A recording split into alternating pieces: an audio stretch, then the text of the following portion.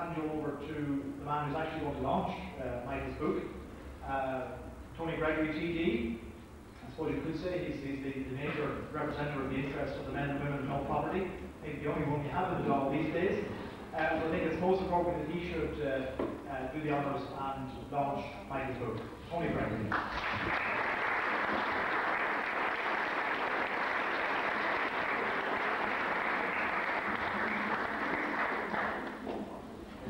One of the rounds will announce the bench of Ganam Caden for what an alcohol American Order the name Chase and Cheney Gold Glynn Fian and I Tessus and Shuffles for Gordon.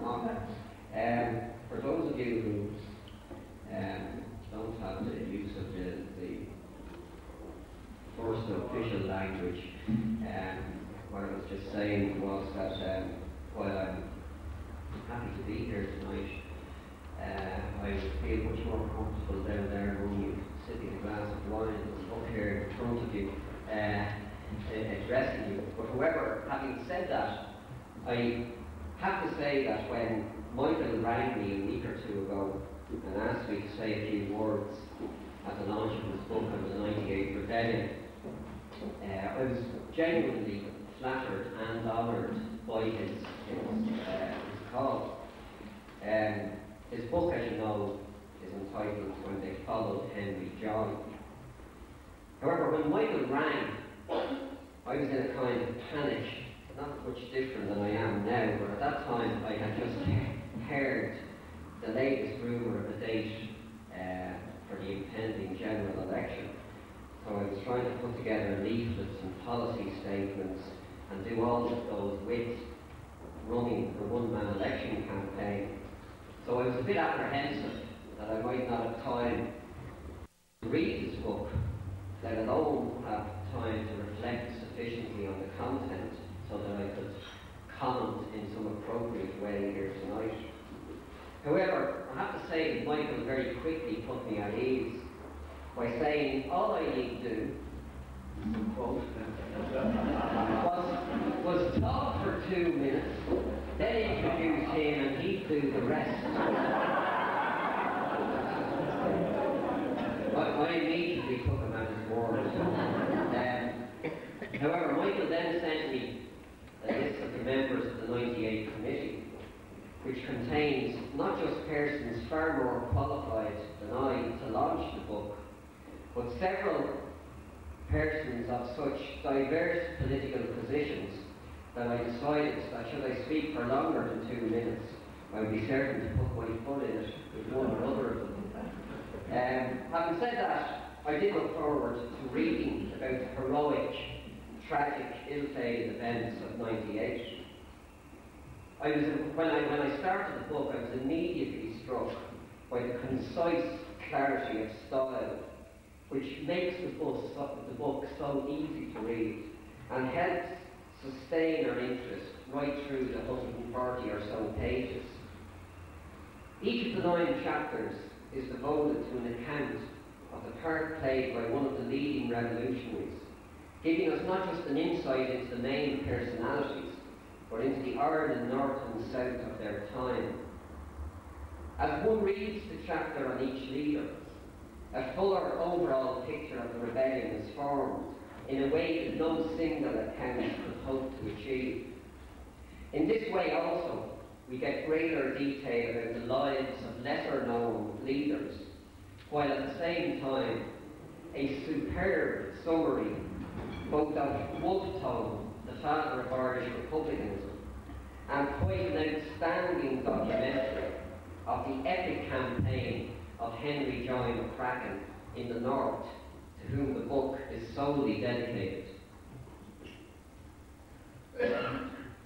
As we approach the 200th anniversary of 1798, the book is particularly fascinating because it deals with people who attempted both to promote revolution against the British and break the connection, but in doing so, to unite Catholic, Protestant and dissenter. The leaders, many of them, had been influenced by the publication of John Payne's Rights of Man in 1791. I have to say that I was tempted to draw parallels Ireland today, where I decided to resist the temptation. The chapter on Samuel Nielsen, the founder of the United Irishmen, at a public meeting in Belfast in 1792, refers to the newspaper The Northern Star, launched to promote unity among the people.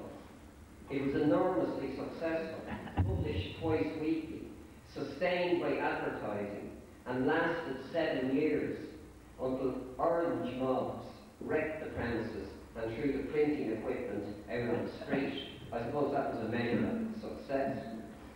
At the time, there had been growing unemployment and increasing dissension among Presbyterians in Belfast, which encouraged a new unity with the repressed Catholics.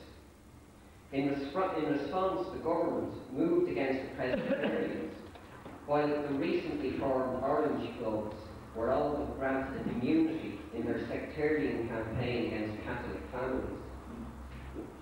Despite the tragic events of '98, Michael's book is not short on humour and wit, and there are many instances of the human side of the revolutionaries. For example, Thomas Russell, famously referred to as the man from God knows where. While in India, Michael tells us Russell developed soldiers' habits and had a soldier's taste for wine, women and song. I have to say, I didn't know you have to be a soldier to have a taste for wine, women and song throughout. So, some of today's revolutionaries may have a degree of empathy with Samuel Nielsen when he decided to free the leaders in Newgate prison. He gathered a group of 20 men together with a view to scaling the walls. But he himself was arrested while measuring the walls to see what height of ladders he needed. Many of you may know that we have 1 or 2 people here tonight. I hope Damon Margamage doesn't mind me mentioning that people like myself have more recent times developed more sophisticated ways using helicopters and whatnot to protect the release of the prisoners from prisons here in Dublin. However, I think almost every chapter is permeated with Dublin place names, streets, houses, all with their own stories, so numerous that they serve to vindicate Michael's decision to produce a book on the '98 rebellion from a Dublin perspective. This aspect alone will be of immense interest to the Dublin reader. Indeed, even this very Tailor's Hall, as has already been mentioned, where Wolfe features, where Wolfe organised a national convention on the 3rd of December 1792, when 235 delegates attended. Michael himself has a long involvement in publishing, having worked in the printing business for over 30 years, as did his father and grandfather before him. It's not surprising then that this book has been produced by the most modern technology available, making it a most attractive production. For the last 15 years, Michael has been involved in activist community politics, a founder member of the Inchicore and Kilmainham Development Project, and now chairman of the local partnership board. He is also the power behind Riposte, which is essentially a poets' club. He is chairman and he's also editor of the club magazine. Their aim is to provide a badly needed publishing facility for poets. I think you will agree that his first book is the most impressive vanguard for future publications. So will you please give a warm welcome to Michael O'Flanagan.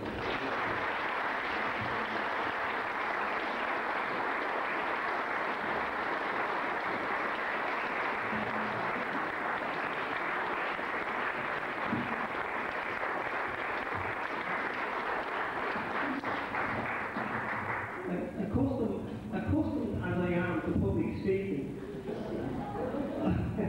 I always have to adjust the microphone after the You'd be surprised how little I have in common with Henry Joyner practice. He didn't have a lot of time for Dubliners. He didn't like Dubliners. He said we were show-offs. And insofar as he said that, he got me right anyway. I'm a bit of a show. He also, I had one thing in common. He was a tall man, very tall man. And obviously I'm not similar to him in that way. He had lovely long blonde hair, so I don't qualify there either. But he had a fondness for organising parties and celebrations, so I hope I qualify in that area. Friends, this book launch, I'll have to put my glasses on at this stage, I think. This book launch coincides with our silver wedding anniversary. So, at the outset, I'd like you all to give a round of applause to my wife, Lena, who has successfully survived.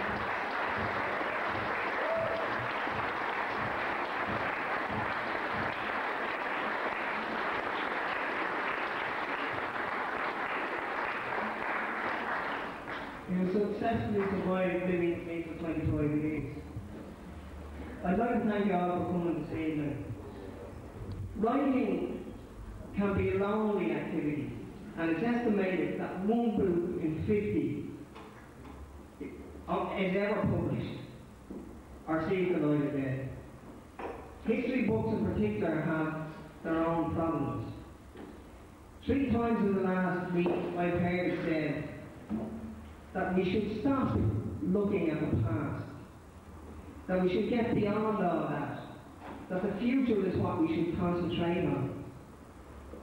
Well, it's amazing that one of the greatest forces of unrest in the 1790s was unemployment. Because